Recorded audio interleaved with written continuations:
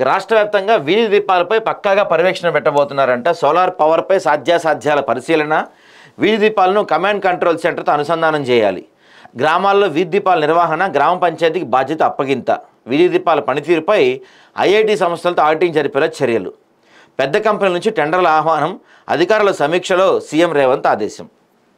అసలు సర్పంచ్లు ఉన్నారా ఇప్పుడు? సర్పంచ్ వ్యవస్థ వీళ్ళు అయిపోయింది కదా వాళ్ళ పదవీ కాలం. వాళ్ళని చూసుకుంటారు. గ్రామ పంచాయతీ మీరు తొందరగా ఎలక్షన్స్ పెడితే కొత్త వాళ్ళు వస్తే ఏమన్నా అవుతుందేమో. కానీ మంచి ఆలోచనే. గ్రామాల్లో వీధి దీపాల కొరత చాలా స్పష్టంగా ఉంది. తెలంగాణ రాష్ట్రంలో ఎల్ఈడి వీధి దీపాల వ్యవస్థను సమగ్రంగా పర్యవేక్షించేందుకు ముఖ్యమంత్రి రేవంత్ రెడ్డి కీలక నిర్ణయాలు తీసుకున్నారు. రాష్ట్రంలోని ప్రతి గ్రామం నుంచి కోర్ అర్బన్ సిటీ వరకు అన్ని ఎల్ఈడి లైట్ల వ్యవస్థను సమర్థవంతంగా నిర్వహించేందుకు సోమవారం బంజారాహిల్స్లోని కమాండ్ కంట్రోల్ సెంటర్లో మున్సిపల్, పంచాయతీరాజ్, జిహెచ్ఎంసీ అధికారులతో సీఎం రేవంత్ రెడ్డి సమీక్ష సమావేశం నిర్వహించారు. ఈ సమావేశంలో అధికారులకు పలు అంశాలపై సీఎం దిశానిర్దేశం చేశారు.